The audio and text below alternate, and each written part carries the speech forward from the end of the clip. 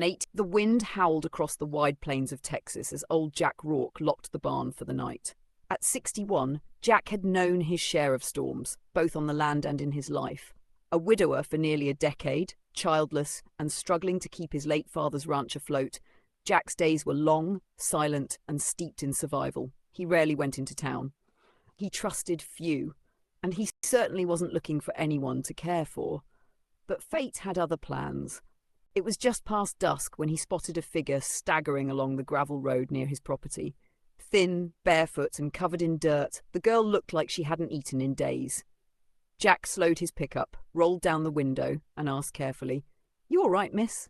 She flinched at the sound of his voice, then nodded barely. Her name was Riley, and she had just turned 18 that week. She had run away from a home filled with fists, fear, and silence. Her mother had turned a blind eye, and the system, it had failed her every time she cried for help. Jack hesitated for a moment. Taking her in could be complicated, but the haunted look in her eyes silenced his doubts. He brought her back to the ranch. The first few days were tense. Riley barely spoke. She didn't trust kindness. Not after years of cruelty disguised as love. Jack gave her space, a warm bed, hot meals. He didn't press. He didn't ask questions. And slowly something changed. Riley began feeding the horses in the morning. Then she swept the porch without being asked. She mended a broken fence panel, then organized the tool shed. Jack, a man who had long given up on order, watched with quiet awe as the ranch began to come alive again, piece by piece. One day, Riley asked if she could plant something in the empty garden bed. Jack shrugged. Ain't much grows here anymore.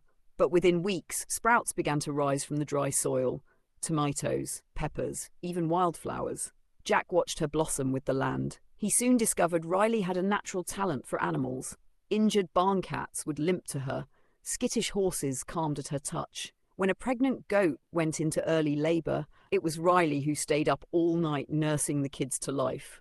"You're a miracle worker," Jack said, half joking. She looked at him and whispered, "No, you just gave me a chance to be one." By that fall, Jack's ranch was unrecognizable, not because of money, but because of energy, warmth, hope. Riley brought music into the kitchen again. She painted the barn doors. She even convinced Jack to install Wi-Fi, then helped him set up a website to sell eggs, honey, and homemade soaps. Business trickled in, then grew, but something else had taken root, deeper than the profits or the produce, a bond. One evening, as they watched the sun dip below the hills, Riley turned to Jack. "You saved me from a life I thought I'd never escape, but you don't even realize this ranch, this life. You were drowning too. You just didn't know it." Jack blinked away tears. He hadn't cried in years. But she was right. They had saved each other. Years later, Riley went on to study animal therapy. She came back to the ranch every weekend to help Jack. Now, not just her rescuer, but her family. And Jack? He lived out his days surrounded by more life and love than he'd ever imagined possible. All because he chose to stop on the side of the road for a frightened girl in the dark. A girl who turned out to be the light he didn't know he needed. Would you like a YouTube-sized snow of the season had just begun to fall over the Wyoming hills when Sarah stepped off the Greyhound bus, clutching a backpack that held everything she owned. She had turned 18 that morning, and with it, her legal right to leave the place that had broken her spirit for years. No one said goodbye. No one even noticed she was gone. She walked for hours until her shoes were soaked and her legs numb.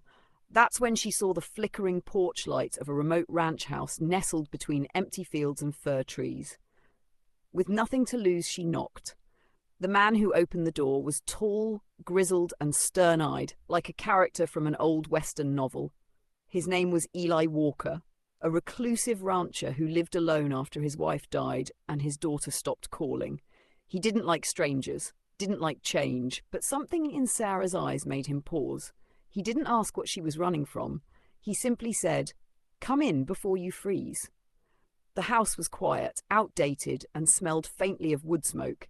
Eli made her soup and showed her to the spare room, once his daughter's. "Stay a night," he said. "We'll figure things out in the morning." She stayed one night, then 1 week, then 1 season. Sarah offered to help around the ranch. She cleaned, cooked, learned to care for the horses and chickens, and fixed small things without being asked. Eli, used to doing everything himself, didn't know how to react. But he watched, silently and with growing respect.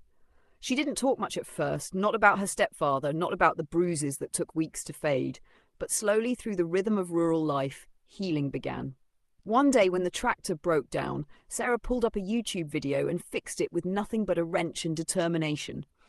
Eli laughed for the first time in years. "You're more useful than my last ranch hand," he said. Sarah smiled.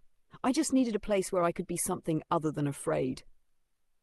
Months passed, then spring came, and with it something unexpected.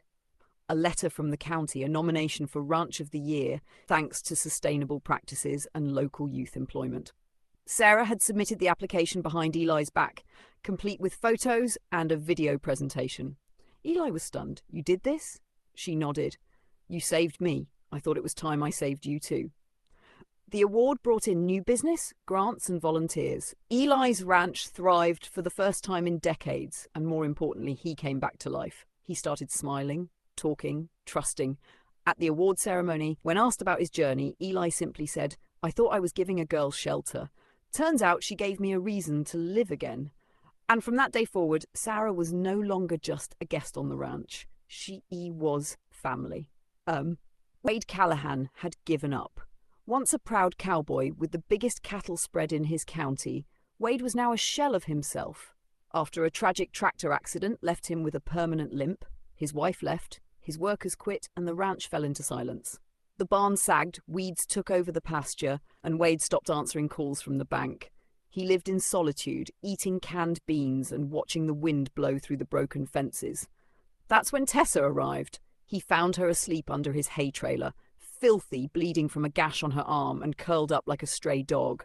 She jolted awake when he nudged her boot, eyes wide with terror. "Please," she said, "I'm not stealing anything." Wade could have called the sheriff. Should have, maybe. But something in her voice, in that trembling, hollow look, made him do something he hadn't done in years. He helped. He brought her inside, cleaned the cut, gave her soup, and let her sleep on the old couch. She said she'd just turned 18, said she couldn't stay at home anymore. No details, just pain behind every word. She tried to leave the next day, ashamed of having taken anything. But Wade stopped her. "You don't have to run anymore," he said simply. "Stay, if you want." And so she stayed. At first, she worked quietly, pulling weeds, sweeping the porch, feeding the hens. Then one morning, Wade looked out his window and saw her remending a broken gate with baling twine and wood from a fallen shed. Another morning, she was teaching the neighbour's grandson to brush a horse, offering lessons for free just to keep herself busy. Then one afternoon, she brought him something he hadn't seen in years, a business proposal. Tessa had designed a plan to turn the property into a youth animal therapy ranch. Kids from foster homes, schools, even juvenile programs, she said they all needed healing, just like she had. "All they need is what you gave me, Wade," she said. "A second chance." He laughed softly. "I gave you soup and a couch." "No," she smiled. "You gave me dignity. You believed I wasn't broken beyond repair." Together they worked. They cleared land, painted fences. Tessa posted videos online. Soon, donations poured in. Volunteers arrived. And laughter returned to the ranch. The sound of children brushing ponies, teenagers learning to ride, and people remembering how to breathe again. When a reporter asked Wade why he trusted a runaway girl to rebuild his world, he just looked toward the barn where Tessa was leading a group of kids in cowboy hats, because she walked in with nothing and somehow gave me everything back. Wade's ranch didn't just survive. It became a sanctuary, and it all started with a frightened girl under a hay trailer and a man who decided not to turn her away. Would you like a YouTube-sized thumb?